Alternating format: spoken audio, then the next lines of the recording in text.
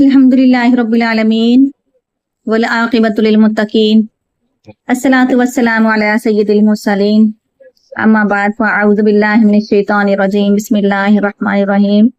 معزز سامعین السلام علیکم۔ آج میں نے آپ کو حضرت جبرائیل علیہ السلام کے بارے میں بتانا ہے۔ یہ اللہ تعالیٰ کے معزز اور مکرم فرشتوں میں سے ایک فرشتہ ہے اور سب سے معزز فرشتہ یہی ہے، اور ان کو فرشتوں کا سردار کہا جاتا ہے، حضرت جبرائیل علیہ السلام۔ ان کا اصل نام عبداللہ ہے، ان کو لقب جبریل ملا، اور قرآن پاک میں اس کا نام روح الامین بھی ہے اور روح القدس بھی ہے۔ جبریل علیہ السلام جو ہیں فرشتوں میں سب سے پہلے پیدا کیے گئے، اور ان کی عمر کئی ہزار سال ہے۔ جبریل علیہ السلام کے 600 پر ہیں، اور ایک کندھے سے دوسرے کندھے کی مسافت جو ہے 50,000 سال ہے۔ ایک بار ایسے ہوا کہ رسول اللہ صلی اللہ علیہ وآلہ وسلم نے حضرت جبرائیل سے پوچھا کہ آپ کی سپیڈ کتنی ہے، کتنی رفتار ہے، جبریل آسمان سے زمین تک کتنی دیر میں پہنچ جاتے ہیں؟ تو جبریل علیہ السلام نے کہا کہ میری رفتار سے آپ میری رفتار کا اندازہ اس بات سے لگا سکتے ہیں کہ جب حضرت یوسف علیہ السلام کو ان کے بھائیوں نے کنویں میں گرایا تھا تو بھائیوں نے گرا دیا تھا، اور میں سدرۃ المنتہا پہ بیٹھا تھا، تو اللہ تعالیٰ نے حکم دیا کہ اے جبریل، میرے یوسف کو کنویں میں گرا دیا گیا ہے، ان کو پانی تک پہنچنے سے پہلے تم جاؤ اور اپنے پر ان کے نیچے بچھا دو تاکہ میرے یوسف کو پانی کی وجہ سے کوئی پریشانی نہ ہو۔ تو کہنے لگے میں وہاں سے بھاگا ہوں، اور یوسف علیہ السلام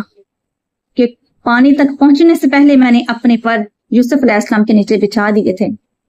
تو اس سے آپ میری سپیڈ کا اندازہ لگا سکتے ہیں۔ اور کہنے لگے اے اللہ کے رسول صلی اللہ علیہ وآلہ وسلم، میں نے اپنی زندگی میں 4 بار بہت سپیڈ کے ساتھ سفر طے کیا ہے آسمان سے زمین تک کا۔ میرے نبی نے پوچھا وہ کون سے موقع تھے؟ تو ایک تو آپ نے یہی یوسف علیہ السلام کا بتایا، دوسرا آپ نے بتایا کہ جب ابراہیم علیہ السلام کو کافروں نے آگ میں پھینکا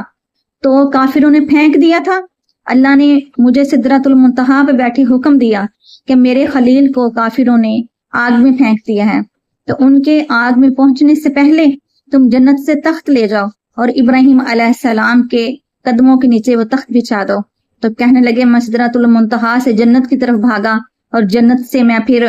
اس آگ کی طرف بھاگا جس کے اندر ابراہیم علیہ السلام کو کافروں نے پھینک دیا تھا۔ تو کہنے لگے کہ میں نے ان کا جسم جو ہے وہ آگ کے ساتھ ٹچ بھی نہیں ہونے دیا، اور ان کے قدموں کے نیچے جنت سے تخت لا کے بچھا دیا۔ کہنے لگے تیسرا موقع وہ تھا جب اسماعیل علیہ السلام کے گلے کے اوپر ابراہیم علیہ السلام نے چھری رکھ دی اور چلانے لگے تھے چھری، تو اللہ تعالیٰ نے کہا اے جبریل، تو جلدی سے جنت میں سے ایک دمبا لے جا، اور اسماعیل علیہ السلام کے گلے پہ جو چھری رکھ دی گئی ہے اور ابراہیم چلانے لگے ہیں، تو چھری چلنے سے پہلے زمین میں پہنچ جا،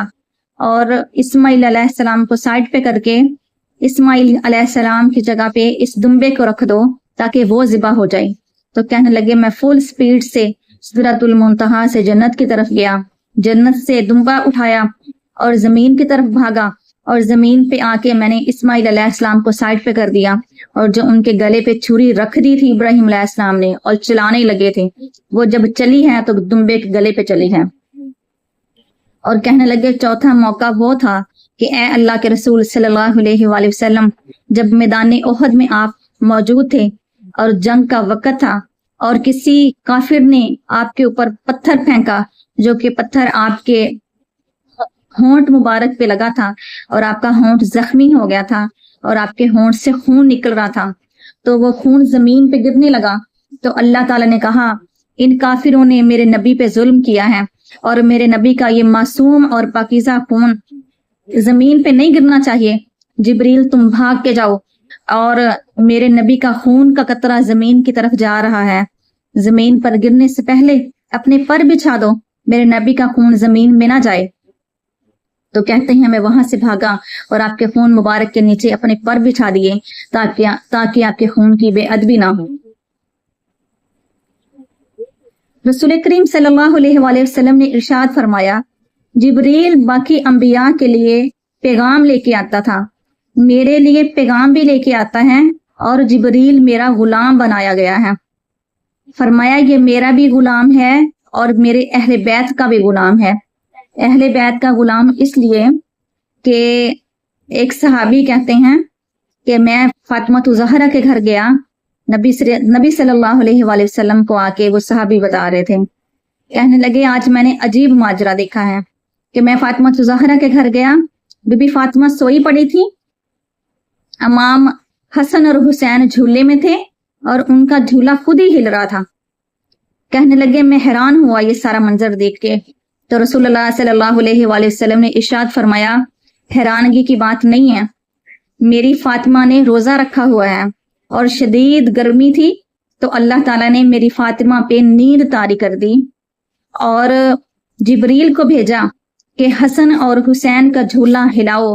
ان کو جھولا ہلاتے رہو تاکہ وہ سوئے رہیں اور فاطمہ زہرا بھی آرام فرما لیں، اور فرمایا یہ جبریل جو ہے میرا بھی غلام ہے، میرے اہل بیت کا بھی غلام ہے۔